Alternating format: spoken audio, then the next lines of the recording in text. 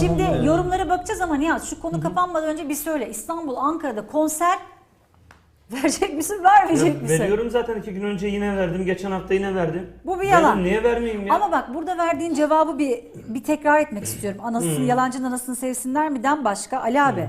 Buna sen de dikkat çekmiştin. Evet. Ama Nihat gelecek zaten Evet. diye çok da konuşmamıştık. Evet. Buradaki kilit noktaları var. Evet. Nihat'ın cevabında. Onları es geçmeyelim. Zamanında bunların anasını nasıl sevmişsem ne yapsalar etseler acısını çıkaramıyorlar diyor. Nihat'ın paylaşımına Çıkaramazlar, oturuyorum şimdi. çıkaramazlar. Okuyorum.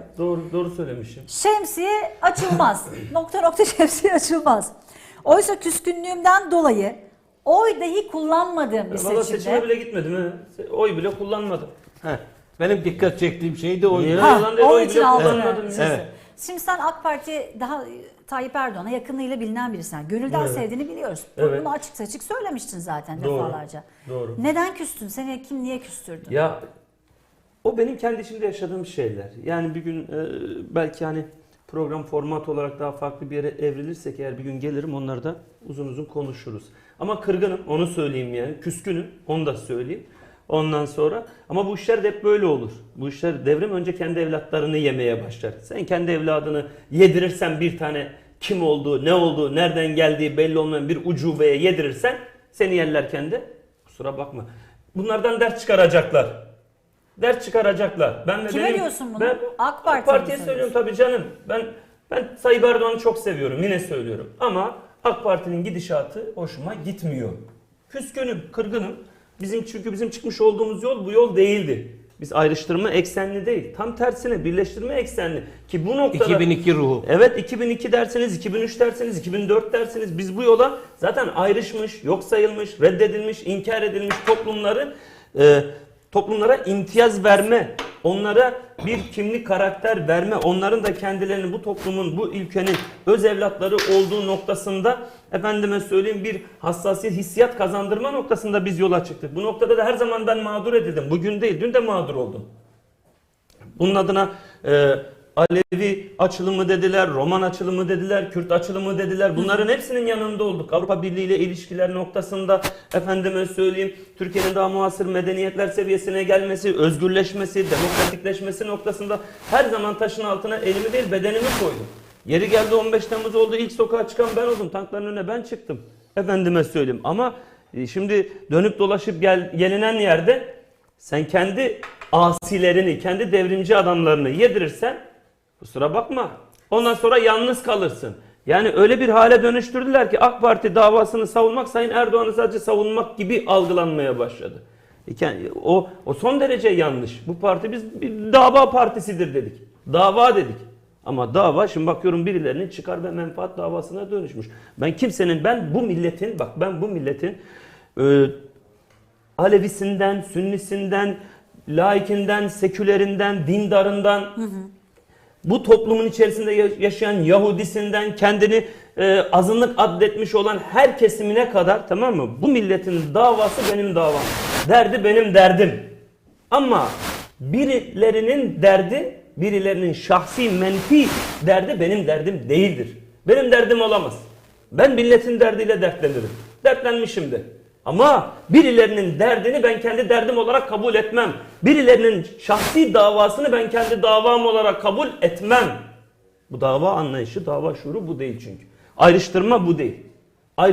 Biz böyle bir şey olabilir mi? Adamın biri çıkıyor diyor ki efendim diyor eğer diyor bir seçimlerde oy kaybedersek diyor doğuda diyor Doğu ve Güneydoğu'da 6-7 yaşındaki çocuklar diyor devletin valisiyle kaymakamıyla dalga geçerler diyor. Düşünebiliyor musunuz? Siz orada bir 6-7 yaşında Kürt çocuğunu terörist olarak algılayan bir kafa benim yola çıktığım arkadaşlarımın uğruna mücadele ettiğimiz dava bu dava olabilir mi? Biz böyle görmedik ki. 6 yaşındaki çocuk devleti ne bilecek ya? Devletin valisini ne bilir? Ne bilir devletin valisini? Kaymakamını ne bilir? Çocuk oyuncağını bilir. Oyununu bilir. Çelik çomağını bilir veya neyse neyini bilir yani. Ama sen kalkıp da demek ki biz buraya nasıl geldik diye, neden geldik diye böyle ayrıştırmacı, böyle üstüne yani şunu söyleyeyim. Biz askeri vesayetlerin her zaman karşısında oldum ben Ali abi. Aynen. Askeri vesayetlerin sonuna kadar karşısında olduk. Askeri darbelerin, vesayetlerin sonuna kadar karşısında olduk.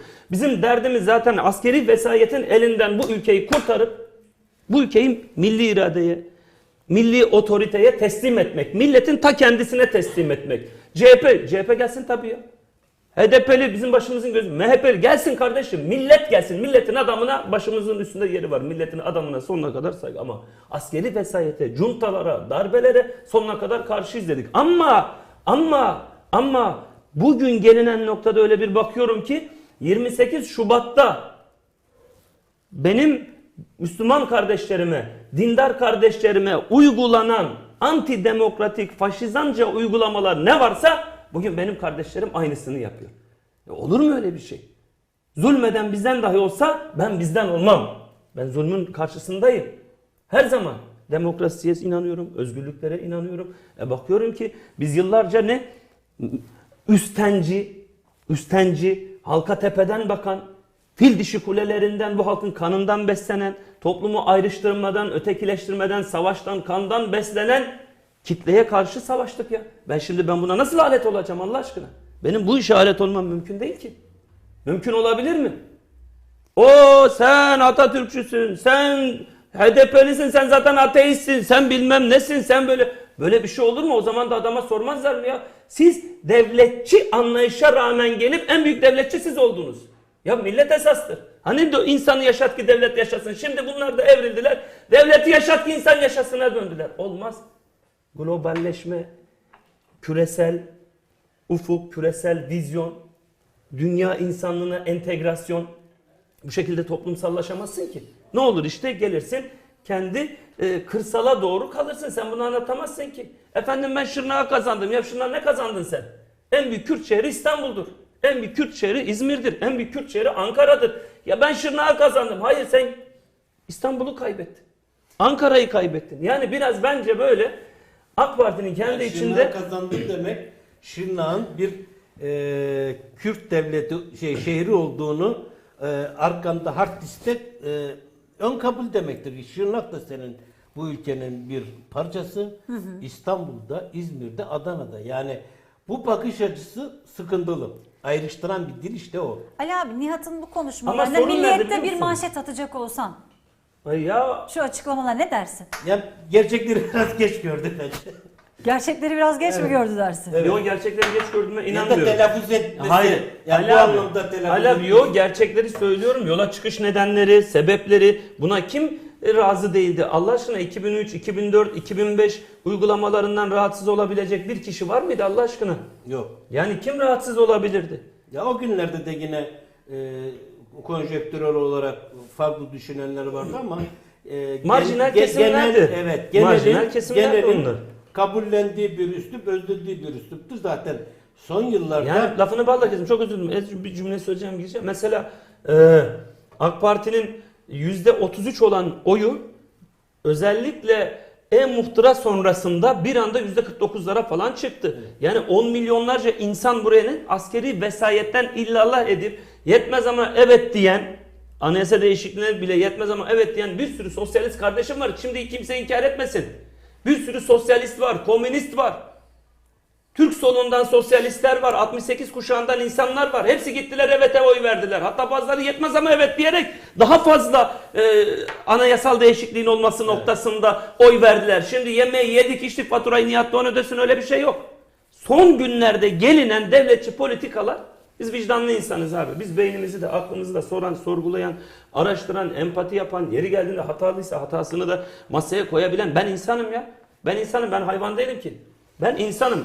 Yapabilen insanlarız. Ama dün ben doğru yerde olduğuma inanıp bugün de küskünüm. Küserim tabii. Ve bunu da açık yüreklilikle söylüyorsun. Bence Küserim burasından tabii. Çünkü neden bakmak küserim lazım. biliyor musun? Şundan dolayı. Ya kardeşim sen kendi evlat, ben bu dönemde ben hayatım boyunca hiç yani Türkiye Cumhuriyeti tarihinde görülmemiş bir linç gördüm ya. Kimse bakın herkes Nihat Doğan deyip geçmiyor.